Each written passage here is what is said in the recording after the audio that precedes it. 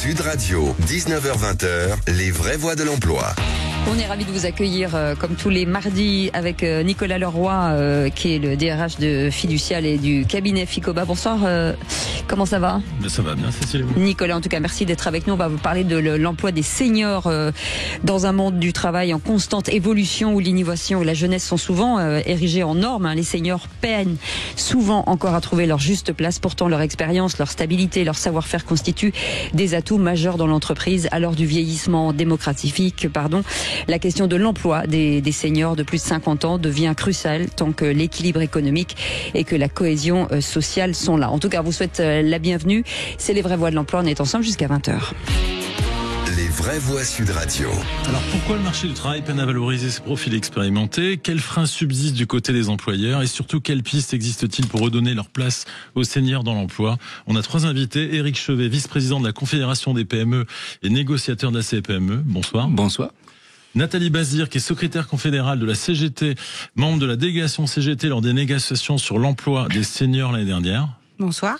Et Hubert Delaunay, qui est président de X-Person, cabinet d'experts en recrutement spécialisé sur les seniors. Bonsoir. Bonsoir. Merci en tout cas d'être avec nous. On va démarrer avec un chiffre clé qui dit que 56% des 55-64 ans sont en emploi. Donc effectivement, ça veut dire que pas mal de gens sont sur le carreau encore aujourd'hui. Éric Chevret, qu'est-ce qu'on observe dans les PME aujourd'hui en matière d'emploi des seniors? Alors, sur cette statistique déjà, il faut distinguer la tranche d'âge entre les 55 et les 60, où là, effectivement, le taux d'emploi a rattrapé maintenant le modèle européen, nos compétiteurs européens, et puis la tranche d'âge effectivement de 60-64, sur lequel on a encore beaucoup de retard, mais c'est pas non plus surprenant, puisque la réforme des retraites vient juste d'entrer en vigueur et que on est en train progressivement de passer de 62 à 64 ans pour l'âge de départ en retraite. Donc la question qui nous est posée, je pense, aujourd'hui à nous, partenaires sociaux, et puis à tous ceux qui sont opérateurs sur les marchés de l'emploi, eh bien, c'est comment on va insérer effectivement ou garder dans l'emploi entre 60 et 64. C'est la question cruciale qu'on s'est posée entre partenaires sociaux notamment. Nathalie Bazir, je me tourne vers vous puisque vous êtes secrétaire confédérale de la CGT et membre de la délégation CGT lors de négociations à l'emploi des seniors l'année dernière. L'impact récent de la réforme des retraites pour les plus de 55 ans ou pour les 55 ans a été un impact important. Alors nous, on considère que c'est pas l'alpha et l'oméga pour garder les seniors en emploi. Ouais. Et il y a surtout un élément de contexte social et économique qui est important, c'est qu'on a 300 plans de licenciement au niveau national, notamment dans l'industrie, qui va pas aider à l'embauche des seniors. Et on a encore un salarié sur 2 qui est sans emploi au moment du départ à la retraite. Donc moi je veux bien qu'on nous dise que la réforme des retraites elle a permis ça. Aujourd'hui c'est pas la réalité des prix, j'ai envie de le dire comme ça. Et nous en premier, de toute façon, on considère qu'il faut continuer de regarder à l'abrogation de cette réforme des retraites pour s'intéresser à la question de l'emploi dans son ensemble. Hubert Delaunay, vous êtes président de X-Person, un cabinet d'experts en recrutement de talents seniors. Quel profil aujourd'hui embauche le plus de profils de seniors? En fait, il n'y a pas de profil particulier. Le senior, il n'y a pas de secteur. En fait, quand on fait appel à mes services, c'est pour trouver quelqu'un qui a de l'expérience, qui a de la maturité, qui a la capacité à prendre du recul.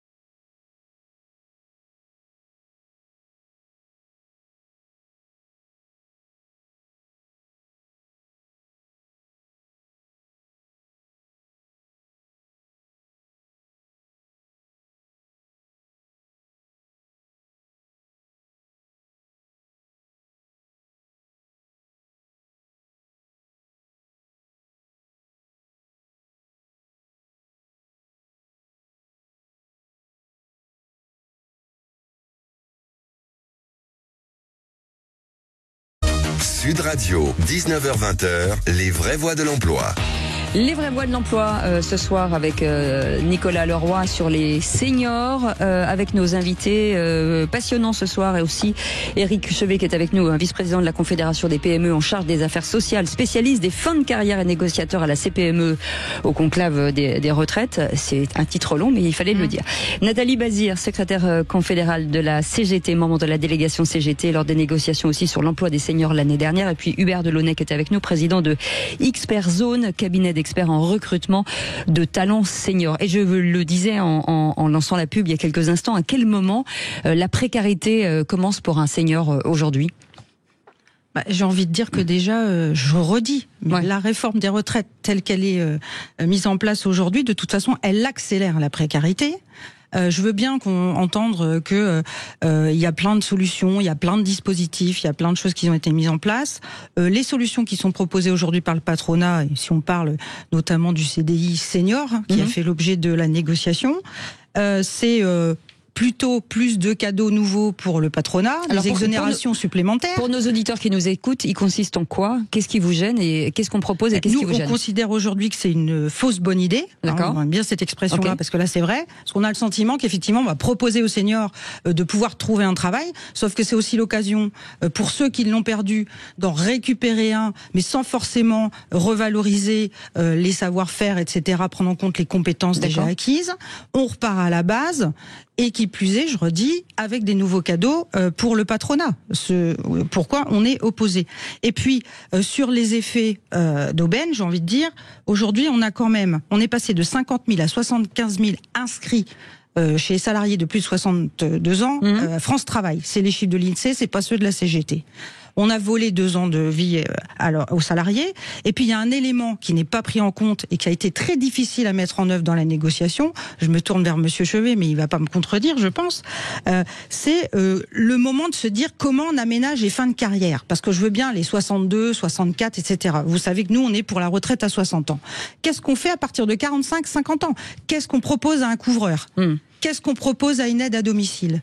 Aujourd'hui, on est à 2,5 fois plus de licenciements pour inaptitude entre 2012 et 2022. Est-ce qu'on s'occupe de ça ? Aujourd'hui, c'est pas le cas. Est-ce qu'on fait une cartographie des pénibilités ? Est-ce qu'on regarde les métiers qui ont besoin d'aménagement de fin de carrière pour créer les conditions d'améliorer le taux d'emploi des seniors ? On ne dit pas qu'il faut arrêter de travailler à 45 ou 50 ans. Je redis, réforme des retraites et 60 ans pour nous. Mais à un moment donné, est-ce qu'on s'en occupe véritablement pour que ces salariés ils partent en bonne santé et qu'ils puissent profiter dignement de leur retraite ? Éric Chevet, on se rend compte que finalement, tout ce qui est linéaire est compliqué. Il faut à un moment donné presque faire du cas par cas entre la pénibilité, l'âge, la ville, enfin... Oui, c'est compliqué. Et effectivement, Nathalie Bazir a raison sur le fait qu'on ne s'est pas préoccupé en France, pour la raison que disait monsieur tout à l'heure, on ne s'est pas préoccupé de l'aménagement de la fin de carrière. D'accord. Parce que pendant 40 ans, encore une fois, on disait non, c'est pas la peine, puisque à 55 ans, c'est dehors. Donc, on ne sait pas faire ce que font très bien nos voisins qui ont eu des problèmes démographiques beaucoup plus tôt que nous, c'est-à-dire aménager correctement les fins de carrière, proposer du mi-temps, proposer des aménagements, des postes nouveaux, des postes différents, pour garder dans l'emploi le plus longtemps possible le senior. Et donc aujourd'hui, on essaie de travailler sur ces questions-là, de faire en sorte que la retraite progressive puisse progresser. C'est pas facile, mais petit à petit, ça se met en place. Donc les solutions, on commence à les mettre en place. On a beaucoup de retard sur ce sujet-là. Il faudra le traiter. Il faudra ici aussi traiter la question de l'usure professionnelle. On préfère l'usure professionnelle à la pénibilité. Mais c'est vrai que ça existe dans certains métiers. C'est une réalité dans beaucoup de métiers qui sont par ailleurs parfois des beaux métiers, des métiers qui sont pénibles, mais il y en a d'autres qui sont aussi des beaux métiers que les gens souhaitent exercer le plus longtemps possible. On ne s'est pas préoccupé aussi de la façon dont on allait pouvoir les conserver dans l'emploi. C'est pour ça qu'on a fait des réformes successives là, sur le domaine de la santé au travail, des accidents professionnels, des maladies professionnelles, pour faire en sorte de proposer aussi des nouvelles solutions pour éviter la désinsertion professionnelle. Donc on a des nouvelles solutions qui se sont mises en place. Petit à petit, on a, depuis 5 ans, modifié complètement le paradigme et on espère bien, effectivement, retirer les fruits dans les années qui viennent. Et de toute façon, on n'a pas le choix. Parce que je rappelle, si on n'arrive pas à utiliser nos seniors, à les garder en emploi, on ne fera pas notre PIB. Donc on n'aura pas notre protection sociale avec. Hubert Delaunay, d'abord, qu'est-ce que recherchent aujourd'hui les seniors? Qu'est-ce que vous disent les entreprises? Est-ce que ça a été difficile, puisque vous, c'est votre cabinet, Expert Zone, spécialisé en recrutement des talents de seniors. Est-ce qu'à un moment donné, ça a été très difficile quand même d'imposer, entre guillemets, des seniors? Alors d'abord, on n'impose pas. Une entreprise recrute qu'elle a envie de recruter. On vend, j'allais dire. On propose, on valorise. Et c'est pour ça que je disais tout à l'heure, on en parlait tout à l'heure, le projet de communication pour revaloriser les seniors, je pense que c'est quelque chose de très très bien. C'est quelque chose que je pousse, que je porte depuis plusieurs années, et je suis vraiment très content que ça se mette en place. En fait, on va parler de cette campagne. Ouais. Rappelez-le, la ministre Astrid Panosyan-Bouvet qui lance une campagne. Oui, il y a une grande campagne qui va être lancée à partir du 29 avril. Ça commence au ministère du Travail avec un certain nombre d'acteurs, dont l'APEC, France Travail, il y a le Club Landois aussi, il y a pas mal, il y a la CPME. Moi, j'y serai, mais pour un autre représentant représentant mon cabinet, et en fait qui va mettre en avant plusieurs axes. Et dans ces axes-là, alors je suis pas un spécialiste des sujets de négociation, etc., des contrats, mais dans ces axes-là, il y a un axe communication qui me semble essentiel. C'est on a tout un ensemble de préjugés sur les seniors aujourd'hui. On le disait tout à l'heure, ils sont chers. Ils sont pas forcément plus chers, parce qu'il faut comparer le coût et le prix. Ce sont deux choses différentes. Ils sont pas digitaux ou pas numériques. On le dit comme on veut. C'est pas vrai. Il n'y a pas un bouton reset à 55 ans qui dit qu'on a tout oublié. Et donc il faut communiquer sur cette valeur des seniors. Surtout. Alors, qu'est-ce que vous dites à vos clients? Parce que c'est l'argument, on a parlé tout à l'heure, le principal qu'on vous met en avant, c'est qu'ils sont chers. On voit qu'il y a des dispositifs, mais finalement, qu'est-ce que vous leur répondez concrètement? Parce que c'est vrai que l'expérience se paye, mais aujourd'hui, comment vous levez un peu ce frein? Alors moi, je suis sur des profils qui sont managers, cadres et dirigeants. Donc je vais pas rentrer dans les autres sujets parce que là, j'ai aucune légitimité et puis je le connais pas. Sur ces postes-là, ces profils-là, quelqu'un qui a 55 ans, 60 ans, il est cher, c'est pas vrai. Parce qu'en fait, il y a beaucoup de personnes qui, à partir d'un certain âge, ont compris que la courbe des salaires, c'est une courbe en cloche. Pendant tout le début de ma carrière, moi personnellement, tous les ans ou tous les 2 ans, je voulais une augmentation. Enfin, les augmentations tous les ans et le changement de poste, l'augmentation de mon périmètre tous les 2 ans à minima.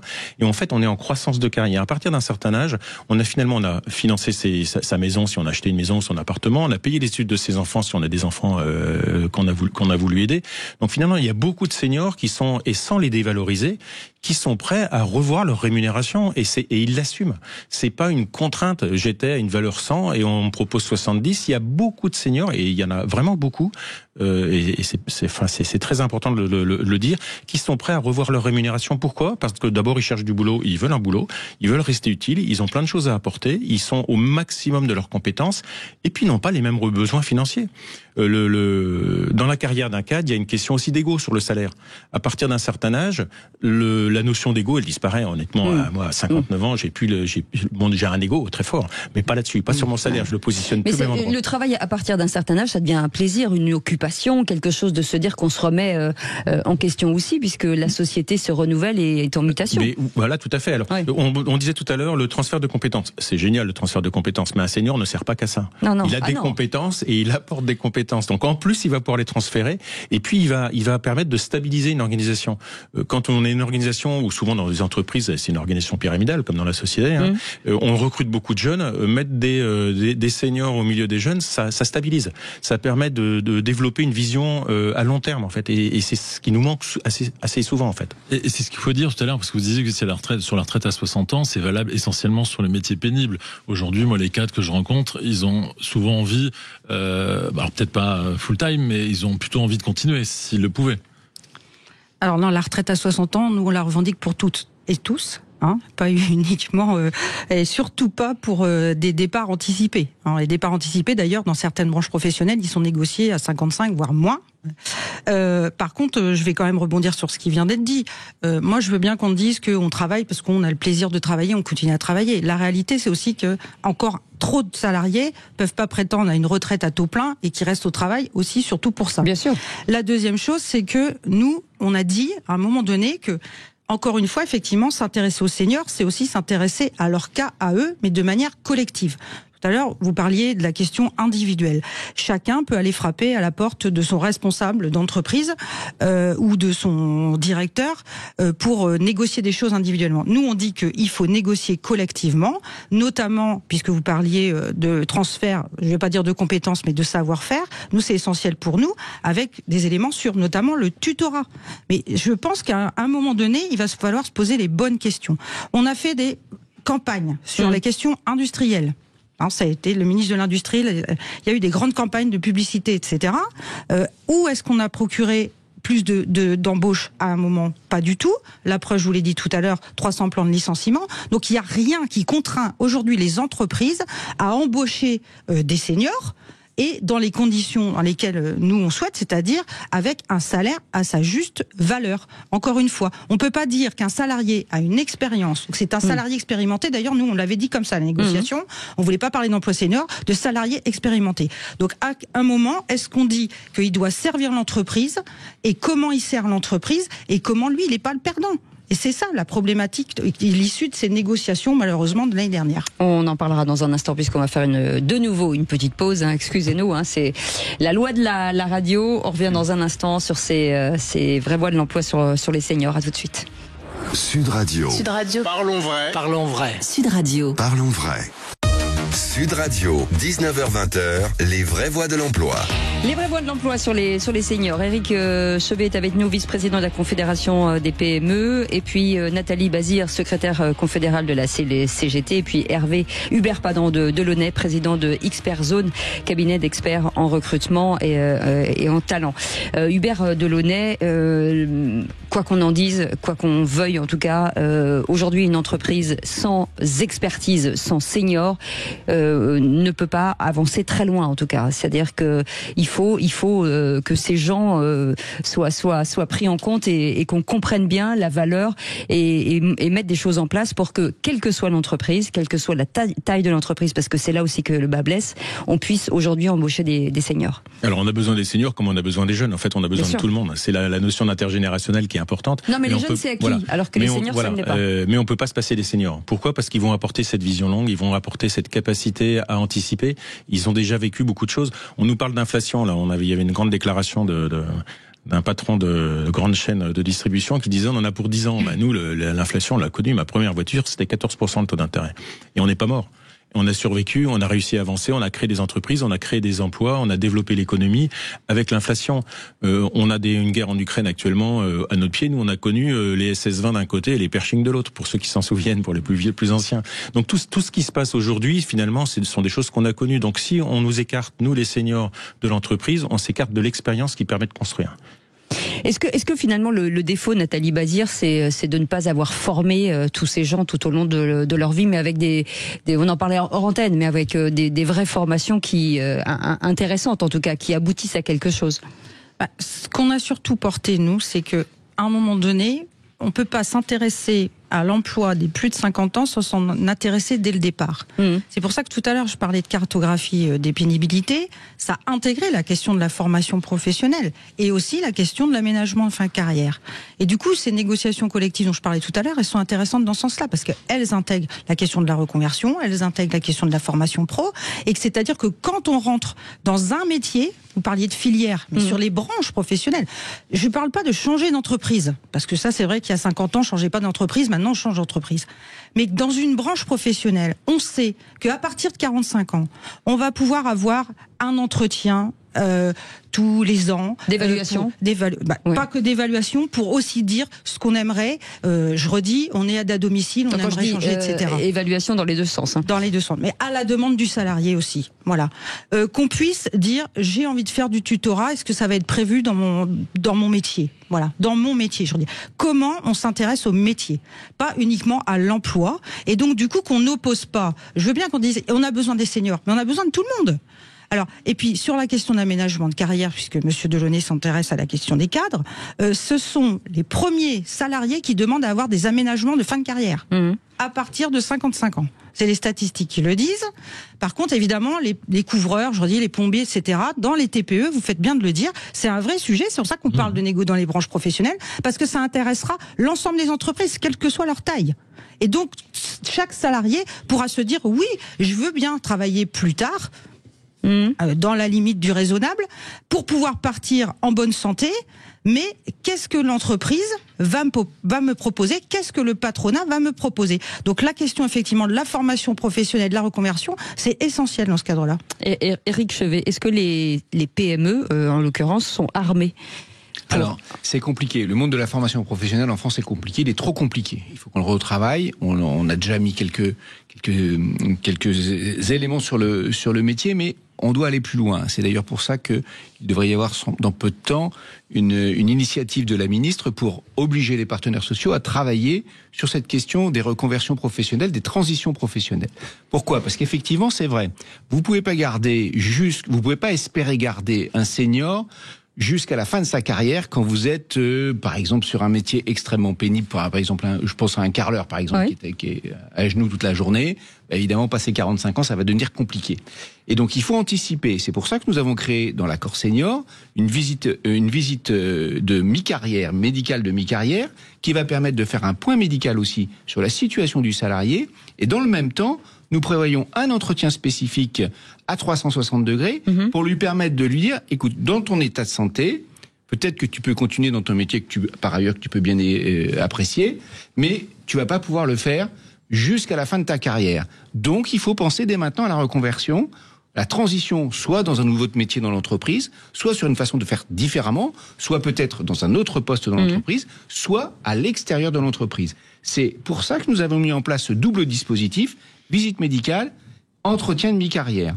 Et puis, nous avons fait la même chose aux alentours de 59 ans, parce que pour la toute dernière partie de carrière, en fait, il y a aussi cette problématique-là qui se pose de façon différente après avoir subi toute la carrière et comment on termine les 4 ou 5 dernières années qui restent. Le truc qu'on n'a pas, c'est entre les deux. Et moi, je plaide, dans la négociation qu'on a actuellement, malheureusement que la CGT a quitté, vous auriez dû rester, dans la négociation qu'on a actuellement sur la retraite, je plaide d'ailleurs pour finaliser le dispositif de suivi de l'usure professionnelle avec des entretiens réguliers et des visites médicales régulières sur les salariés qui sont exposés à des métiers. Et donc là-dessus, parlons cartographie. Moi, je reprends la balle au bon. Je dis, OK, parlons cartographie. Regardons quels sont les métiers qui sont plus exposés les uns que les autres, de façon petit à petit à faire du sur-mesure et non pas ce qu'on a connu pendant des années de la catégorie active, ce qui veut dire que vous êtes dans un métier, donc vous avez le droit de partir à 55 ans. Mais je rebondis sur ce que vous dites en disant, on peut effectivement vous changer de métier, de statut, mais il y a plein d'entreprises qui sont incapables de faire ça en fait, qui ont besoin de carreleurs et donner un autre... Mais c'est très compliqué, très compliqué. Et on fait comment? On peut aller plus loin que ça, c'est que les chefs d'entreprise, ils ont besoin d'être accompagnés sur ce sujet-là, parce qu'ils ne connaissent pas les possibilités qui sont offertes, ils ne connaissent pas les dispositifs de financement, un chef d'entreprise, il a une idée, il poursuit une idée, puis à partir d'un moment, il s'aperçoit qu'il a besoin de monde avec lui pour concrétiser cette idée. Mais il ne faudrait pas remettre tout à plat. C'est pas son métier d'être RH, donc évidemment qu'il faut l'accompagner. Plus l'entreprise grossit après, évidemment, ça se structure, il y a un service RH, il y a un service formation, donc après, c'est intégré. Mais au départ, c'est pas le cas. Et je rappelle quand même qu'il y a 1 900 000 entreprises qui emploient au moins un salarié. Hubert Delaunay, vous nous disiez que le senior, c'est le symbole d'expertise, d'expérience, mais il souffre pas un peu d'une image de manque d'innovation. Donc les PME traditionnelles peuvent être intéressées par des seniors, mais les startups, les boîtes innovantes, est-ce qu'elles n'ont pas de réticence finalement? Qu'est-ce qu'on pourrait faire pour changer un peu cette image du senior peu innovant? Alors effectivement, il y a des préjugés sur les seniors et dedans il y a l'innovation. Déjà le nom. Non, mais alors là, le nom, moi je me lève contre ça. Senior, c'est une qualité. Moi, je revendique être senior. La seniorité, c'est l'expérience. C'est ce que je disais tout à l'heure. Donc, je ne vais pas vous répéter tous les arguments. Mais le côté un peu disruptif, mais innovant, le côté innovant, en fait, tout ce là, on est dans un studio. Il y a plein de choses qui sont superbes. Tout ça, ça a été inventé par nous, quand même. Faut pas l'oublier. On n'a pas, c'est ce que je disais tout à l'heure en antenne. Il n'y a pas un bouton reset à 55 ans qui dit qu'on a tout oublié et qu'on ne sait plus rien faire. Donc, quelle que soit la catégorie de salariés, qu'on soit salarié, qu'on soit cadre, manager, dirigeants. On a vécu avec ces technologies, on les a inventées, on n'a pas tout oublié le jour où on a passé le cap de nos 55 ans. Donc il y a beaucoup d'entreprises qui innovent avec des seniors. J'étais un alumni d'une ancienne société où j'ai travaillé il y a quelque temps, il y a pas longtemps.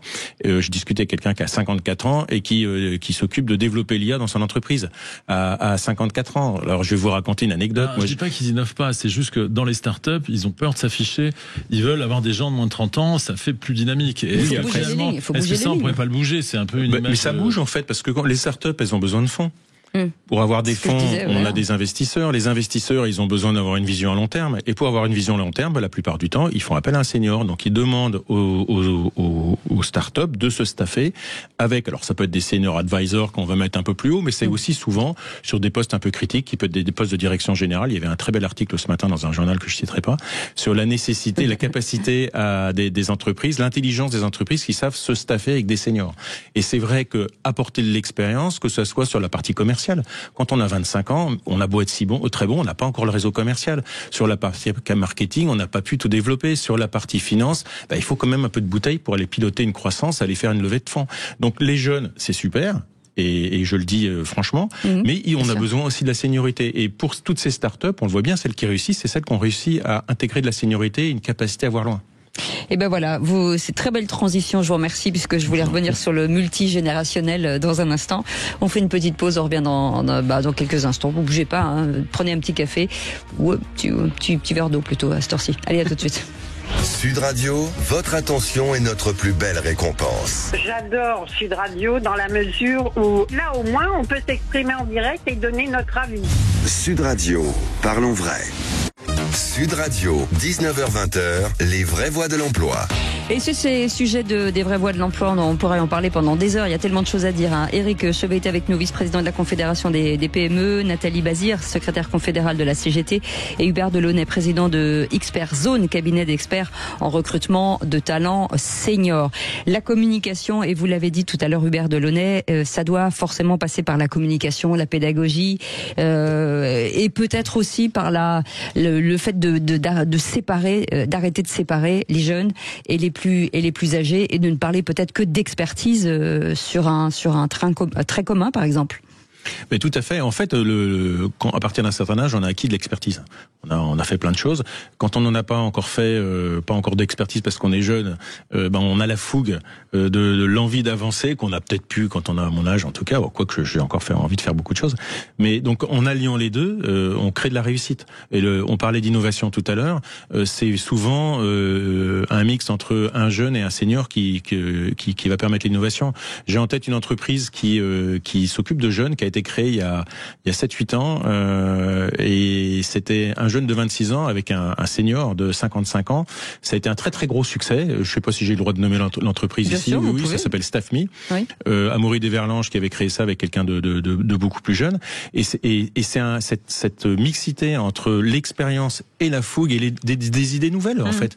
Aller faire changer des habitudes qui a permis de créer une très très belle entreprise qui fonctionne très bien aujourd'hui. Et moi, je parle toujours du mentorat, de fait que les personnes plus âgées apprennent aux jeunes et que les jeunes apprennent aux plus âgés. Alors, ça ne va pas dans un seul sens, Nathalie Bazir. Ça va dans les deux sens, finalement, le mentorat multigénérationnel. Alors, nous, on va parler plutôt de tutorat. Ouais. Mais c'est-à-dire que ça doit être une opportunité, encore une fois, qui s'inscrit dans l'aménagement de fin de carrière.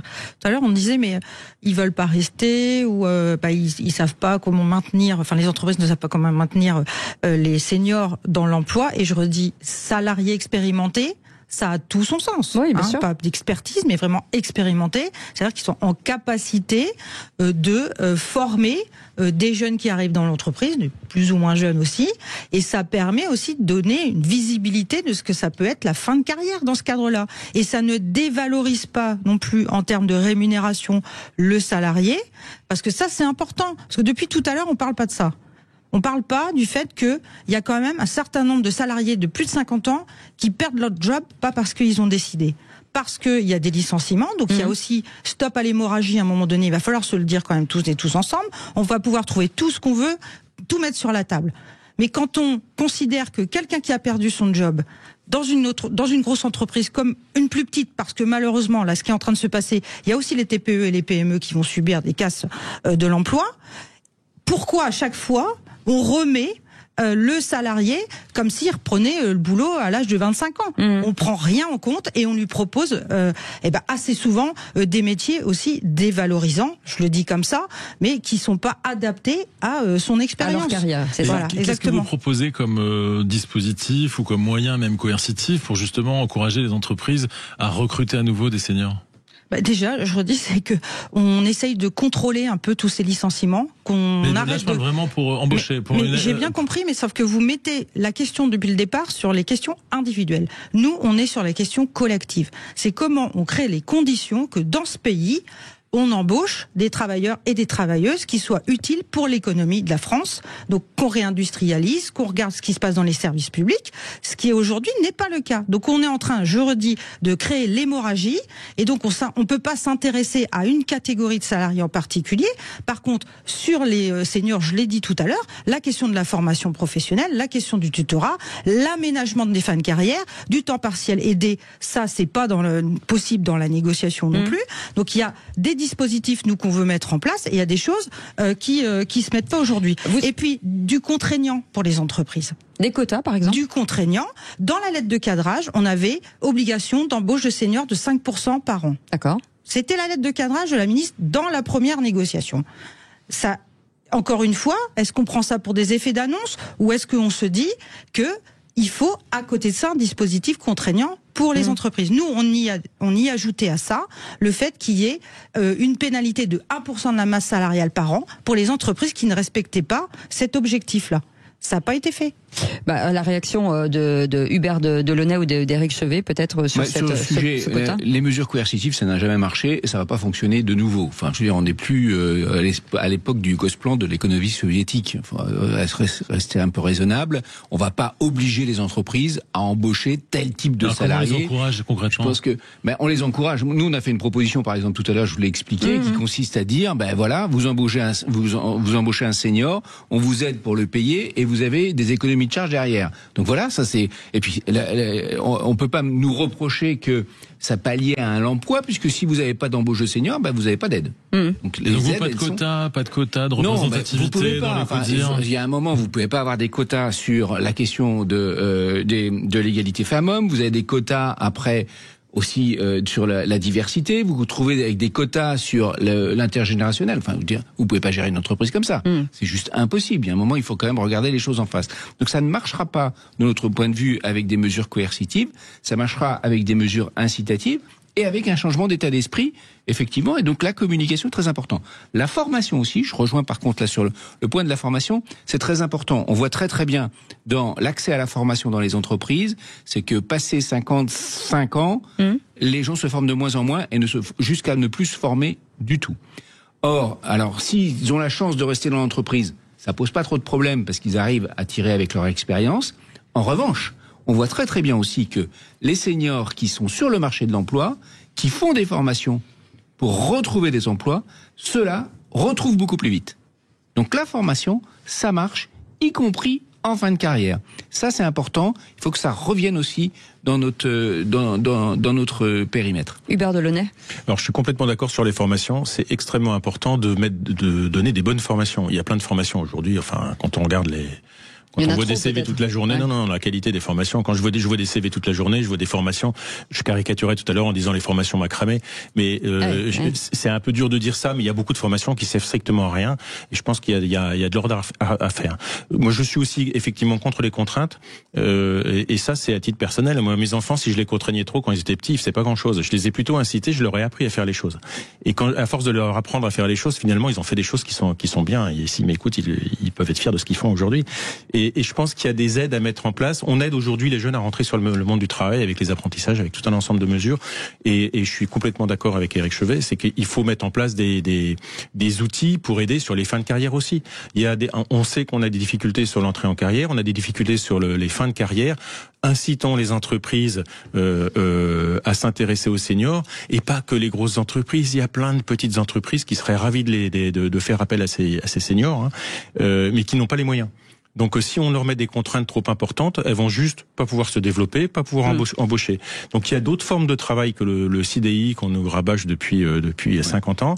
Il y a d'autres manières de travailler. Il y a la capacité à être auto-entrepreneur. Moi j'étais ce week-end à la campagne et j'ai discuté avec un charpentier il est auto-entrepreneur. Il fait plein de choses. Il prend sa retraite dans un an. Il m'a dit après je vais faire le cumul emploi-retraite. En fait il y a plein de manières de travailler et il faut pas rester sur le même schéma. Alors ça s'applique pas forcément à tout le monde, mais il faut ouvrir un peu nos chakras et regarder les différentes manières de travailler. Et il y a plein d'entreprises qui seront bien contentes de pouvoir avoir des compétences, même à temps partiel de temps en temps, pour se développer, ce qui leur permettra après d'embaucher à temps plein. Merci beaucoup Hubert Delaunay, président de Xperzone, un cabinet d'experts en recrutement de talents seniors. Merci beaucoup Nathalie Bazir d'avoir été avec nous, secrétaire confédérale de la CGT, membre de la CGT, de la délégation CGT lors des négociations sur l'emploi des seniors l'année dernière. Merci beaucoup Eric Chevet, décidément j'ai un problème avec les noms, mais ça c'est tout le temps. Ça doit être, je sais pas pourquoi. Vice-président de la Confédération des PME en charge des affaires sociales, spécialiste des fins de carrière, négociateur de la CPME au conclave de retraite. Et merci beaucoup Nicolas Leroy, DRH de Fiducial et directeur du cabinet Ficoba. Dans un instant, mon co-animateur, voilà, senior, Louis aussi. Ah oui, senior, oui, ou même vétéran, là, vous pouvez me mettre dans les vétérans plus de 55, hein. Mais on va parler des footballeurs pas vétérans dans les vraies voies du foot, puisque ça va être 3/4 de Ligue des Champions. Ce soir, 2 chocs énormes. Arsenal-Real Madrid, 14 titres de champion d'Europe quand même pour les Merengues, et Bayern-Inter Milan. On va continuer avec ça va vous faire plaisir. PSG, Aston Villa de demain soir. On a déjà des idées, des compos et il y a énormément de choses à dire. Et on clôturera avec cette Ligue 1 qui est complètement folle, avec 6 équipes en 5 points pour accrocher les 3 places qui restent en Ligue des Champions. Et comme on dit dans le rugby, comme on est aussi la radio du rugby, certaines juments n'ont peut-être pas tourné le dos au foin. Et ce soir, on va en parler avec évidemment Guy Carlier, Emmanuel Galasso, Maxime Sénat et Quentin Fredon, plus nos experts du Boot Football Club. Ce sera Bastien Robert ce soir. Et je remercie notre équipe formidable, Maxime, Justine et Aude, et puis Nelly, et puis Félix bien entendu. Et je vous retrouve demain à partir de 17h, Philippe Palsier. Une très très belle soirée, je vous embrasse, à demain, salut.